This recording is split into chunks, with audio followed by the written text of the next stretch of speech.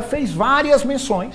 Exatamente, e um dos pontos que não havia sido destacado era esse que eu trouxe. E trouxe também a da Michele, que ela está na frente do Tarcísio entre esses eleitores. Olha, entre esses 23 milhões, eu quero lhe dizer, eles preferem a Michele. Isso que é o ponto esse é o ponto da coluna. Para ganhar a eleição, eu acho mais importante, para segurar a militância, o importante é a Michele. Eu colocaria ela como vice em qualquer circunstância.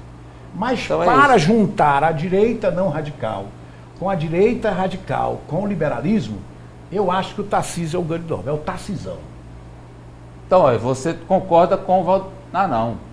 Você não concorda com nenhum dos dois? Não, porque o Bolsonaro quer que seja ele. O Valdemar quer que seja a Michele. Quem conhece o Valdemar sou eu. O Valdemar está querendo segurar os militantes do Bolsonaro. Porque ele sabe que vai haver a confirmação da inelegibilidade do Bolsonaro. E a Michele segura esses 23 milhões que você acabou de citar. 23 milhões elege quantos deputados na Câmara? 23 milhões elege quantos prefeitos? E elege governador. E elege governador. Desses estados ali do sul elege na hora. Vamos lá com a Cíntia, vamos a Brasília. Aí está a Cíntia. Olá, Cíntia, boa tarde. Boa tarde a todos que nos acompanham. Vamos falar sobre o Porto. O primeiro navio que atracará no Porto Piauí é da Marinha? É o navio da Marinha, de nome Iguatemi. Esse navio ele tem 60 metros de comprimento e tem uma boca, que é aquela parte que liga um lado a outro do navio, de 15,8 metros. Esse navio, daí nas imagens, é um navio de apoio oceânico. Ele anda principalmente, ou melhor, navega, né? É a falta de costume de falar de navios. Ele navega principalmente pela bacia amazônica, mas esse navio, agora em maio, ele teve um uso muito simbólico. Ele levou tubos de oxigênio e muito equipamento hospitalar para o Amapá, onde estava acontecendo aquele surto respiratório, de doenças respiratórias. Aconteceu no começo do ano, lá em março, não havia esses equipamentos, e aí esse navio, que foi incorporado à Marinha Brasileira, já foi um navio que foi aberto à visitação. Ele tem 28 tripulantes, esses 28 tripulantes irão atracar juntamente, né, com o navio nesse dia 13, marcando de forma simbólica a inauguração da primeira etapa do Porto Piauí. Esse navio, por ele ter 60 metros, ele tem exatamente a possibilidade de atracar. A gente está vendo imagens de drone. Agradeço aqui. Assistente social, 3 meses de greve. 3 meses a assistente social está de greve e nós estamos em situação de rua, estamos tudo precisando e nada. Assistente social de greve, Ivanei escoou e fechado, não quer nem saber. A gente vai falar para ele, que ele é piauiense, tá bom? Direito à vulnerabilidade. Tá bom. Tá difícil acessar o Obrigado. Governador Ibanez, o pessoal está reclamando. Posso voltar aqui, né? Então, bom, como eu vou explicar aqui, Amadeu, para o telespectador. Hoje teve um evento, eu vou até falar desse evento daqui a pouco, e tem muita gente ainda aqui do lado de fora, inclusive ali está tendo uma roda de samba do lado de fora ali do Palácio do Planalto. E aí esse homem veio aqui bastante irritado, né, por conta da greve das assistentes sociais, que o governo do Distrito Federal não está pagando os salários que os assistentes estão pedindo. Eu queria só retornar, então, ao navio. Já a gente fala desse evento, são coisas que precisam acontecer ao vivo, né? A minha inteligência emocional está em dia, que bom.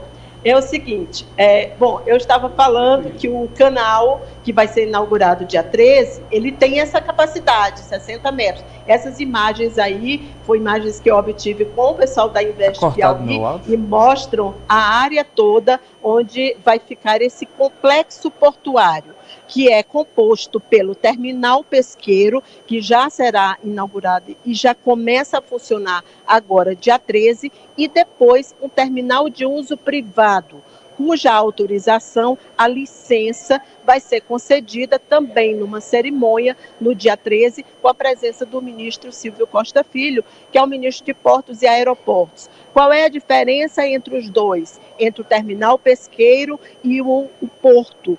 O porto que vai receber os contêineres, que vai receber toda a carga.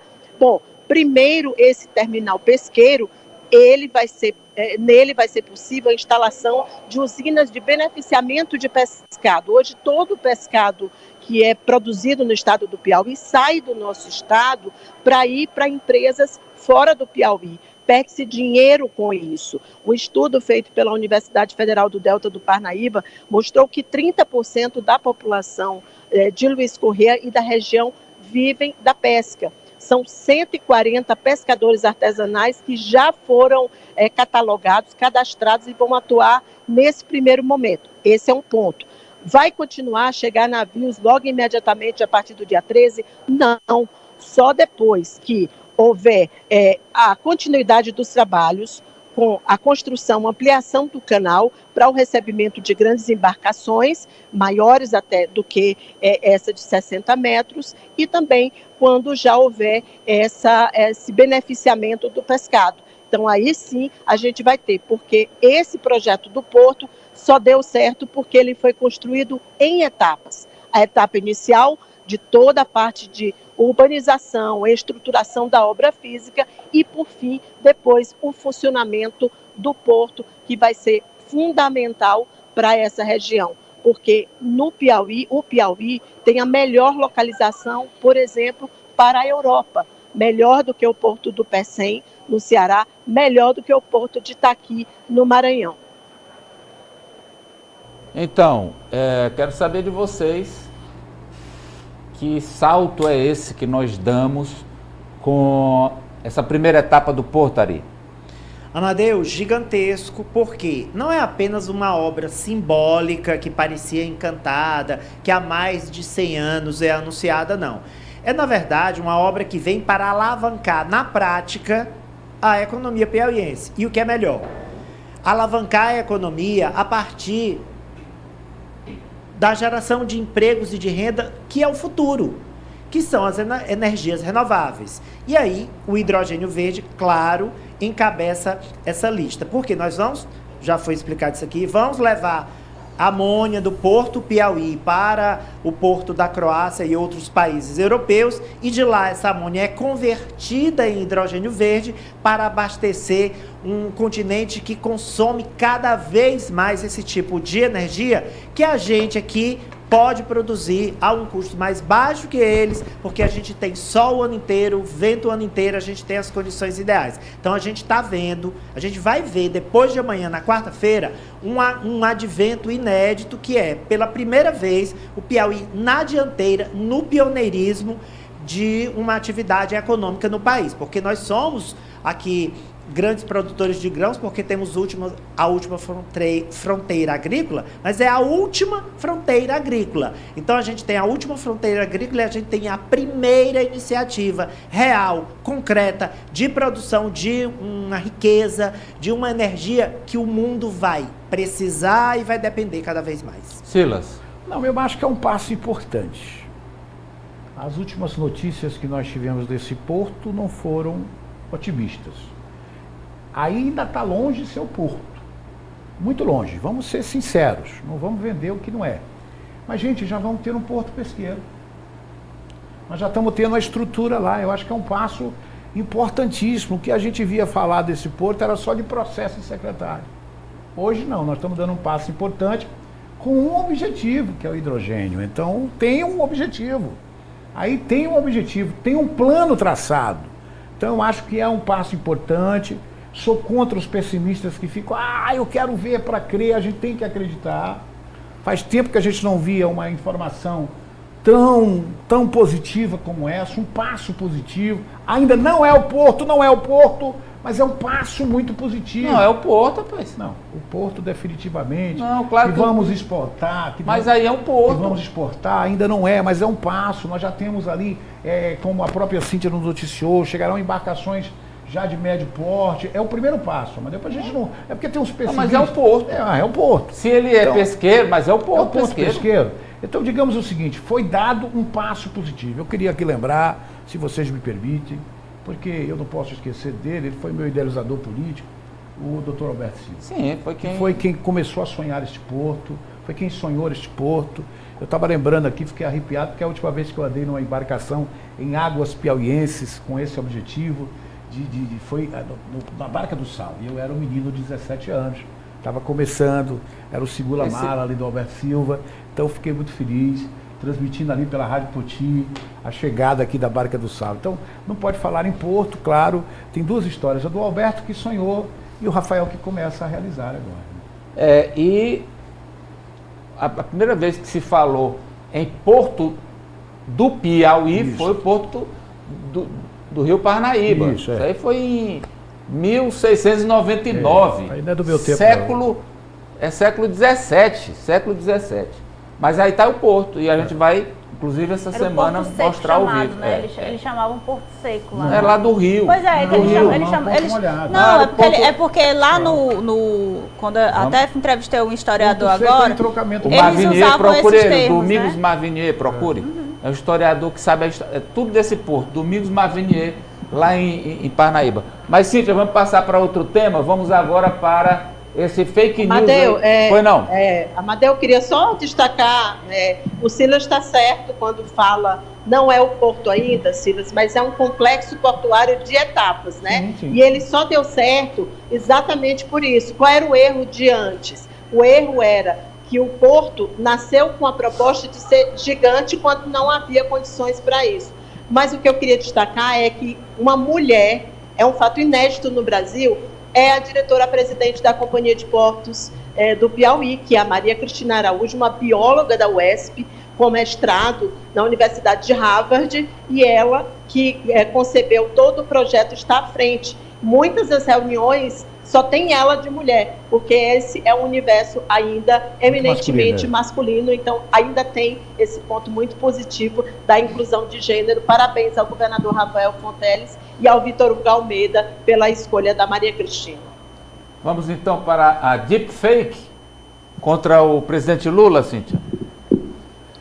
Pois é, Amadeu, a Secretaria de Comunicação do Governo Federal denunciou que estelionatários, eu estou usando a palavra que foi utilizada no texto da Secretaria de Comunicação, estão usando a imagem do presidente Lula, a credibilidade que o presidente Lula tem junto aos brasileiros, para montar uma deepfake e criar um golpe.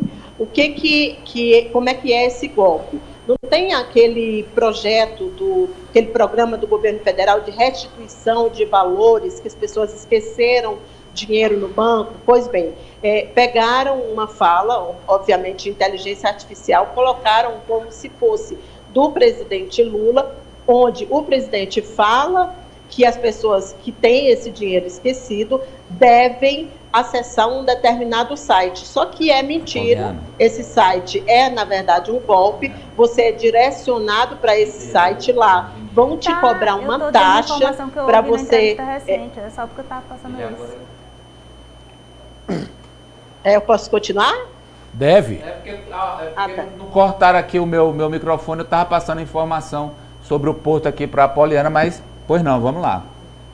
Então, como eu dizia, nessa deepfake colocaram a inteligência artificial e o presidente Lula direciona uma fala supostamente atribuída a ele, direciona para um outro site, que obviamente não é verdade. A gente sabe que o site é o do Banco Central, só existe um, e agora a Polícia Federal vai investigar quem é responsável, quem são os responsáveis por esse golpe. O presidente Lula não é a única vítima, né? Esse golpe já foi feito também com celebridades, com ministros do Supremo Tribunal Federal em outras situações. Não é novidade e, aliás, mais do que isso, Apoliana, será cada vez mais frequente, né? Amadeu, agora só está mesmo difícil da gente ter um controle desse tipo de tecnologia, porque isso circula em plataformas que não têm uma boa regulação no Brasil, muitas estão sediadas fora do país, então o que a gente não vai ter muita ação preventiva com relação a isso, a gente vai ter mesmo que lidar, de fato, com as consequências e a identificação dos responsáveis para poder punir, já que eu acho muito difícil não conseguir passar isso para frente. Vai acontecer, vai rolar nos WhatsApps, na eleição vai ser terrível. O WhatsApp é sem controle, é terra sem lei. É verdade. O WhatsApp é terra sem lei. Ela é o lixo da internet. Eu tive participação numa CPI da internet na Câmara Federal e eu fiquei estarrecido que eu encontrei ali. Meu amigo, eu vou te contar. Olha só, que eu sou acostumado com a vida. Viu? Vamos agora para a solenidade, Cíntia, já terminou? Estava tendo aí no Palácio sobre inclusão.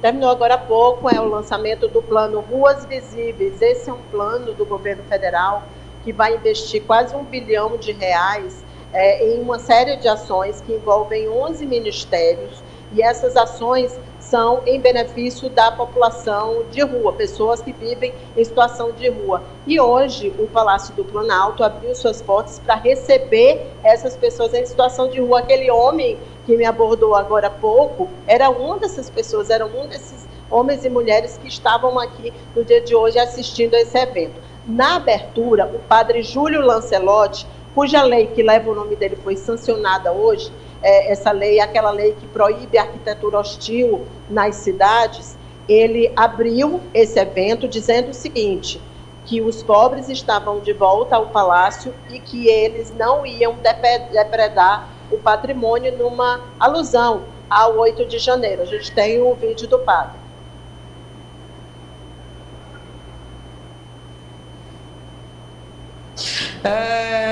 Bom, estou aqui falando em nome do Movimento Nacional de Luta e Defesa dos Direitos Humanos. Nós conseguimos voltar ao Palácio do Planalto. Nós lutamos muito para te eleger presidente, para que o senhor, voltando ao Palácio do Planalto, os pobres, os moradores de rua, as mulheres, os LGBT, os indígenas, as religiões de matriz africana, os sem religião, os que lutam pela dignidade humana, pudessem voltar a esse palácio.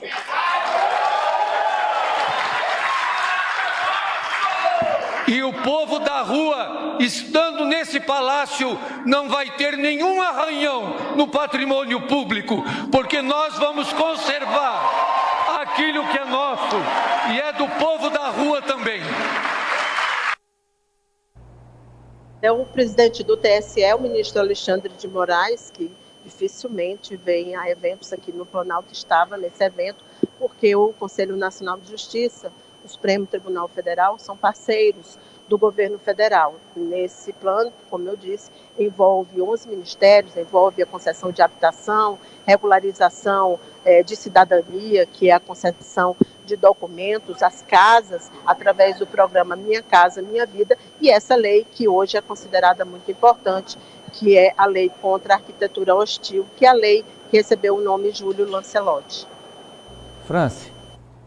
Amadeu, é um evento que vem um dia após o Dia da Inclusão Social e não há inclusão social sem atender as pessoas em situação de rua, que hoje são cerca de 236 mil, segundo o último relatório do Ministério dos Direitos Humanos, e é importante frisar que as políticas para essa população ainda são políticas muito tímidas, tanto que há menos de 250 centros de atendimento à população em situação de rua no nosso país, um país que tem dimensões continentais. Então, que a partir de agora o governo federal também passe a olhar com mais carinho para essas pessoas, que são pessoas que estão em extrema vulnerabilidade social e precisam desse aparato da União para sair dessa situação, para ter dignidade. Cíntia, hoje tivemos mais um trecho, né, de repatriados na operação Voltando em Paz. Sim, Amadeu, um grupo de 48 pessoas, né, incluindo brasileiros com dupla nacionalidade e palestinos, que são parentes desses brasileiros. 48 passageiros embarcaram, o voo chegou às 3h47 da manhã na base aérea de Brasília. A lista inicial era de 102 pessoas, mas o governo de Israel, sem critérios estabelecidos, sem que o governo brasileiro e o Itamaraty saibam quais os motivos, separou famílias e muita gente preferiu ficar para não deixar para trás mãe, irmã, pai, e, enfim, o número acabou diminuindo. Essas 48 pessoas juntam-se aos outros brasileiros e palestinos que foram resgatados. Até agora foram 1.522 em 11 voos da Força Aérea Brasileira. O Brasil foi o primeiro país a resgatar os seus cidadãos que estão na área de conflito no Oriente Médio. O governo diz que não vai desistir das pessoas que ficaram, permanecem na lista, segue a negociação do Itamaraty para trazer de volta as pessoas que ainda quiserem retornar ao Brasil, e aqui elas receberam um atendimento médico inicial e vão ter um acolhimento do governo federal. Ainda há brasileiros lá, Cíntia? Ainda há brasileiros, Amadeu, porque algumas dessas pessoas, dupla nacionalidade, permaneceram. Por exemplo, a irmã do Hassan Rabi, aquele refugiado que veio na primeira leva, só uma das irmãs conseguiu autorização para vir. Uma que é universitária, está se formando em medicina, a outra irmã não conseguiu. E eles não sabem, de fato, o motivo disso, não há motivos para isso. Inclusive, a Organização das Nações Unidas, a Cruz Vermelha, estão denunciando essa separação de famílias que vem acontecendo por vezes, até mesmo na hora da passagem, lá no Estreito de Rafah. Obrigado, Cíntia. Até amanhã. Até amanhã. Olha, o restaurante e sítio Mirante do Lago é um lugar incrível, cercado de muita natureza, tranquilidade. Você vai com a família, vai com os amigos e vive momentos de prazer, alegria, lazer. Você tem lá as piscinas para adulto, infantil, pesque, pague. Olha, a criançada também pode ir no passeio a cavalo. E a culinária regional fantástica, especialidade do sítio Mirante do Lago, que fica ali na Usina Santana. É clima de fazenda, festas de fim de ano agora, você quer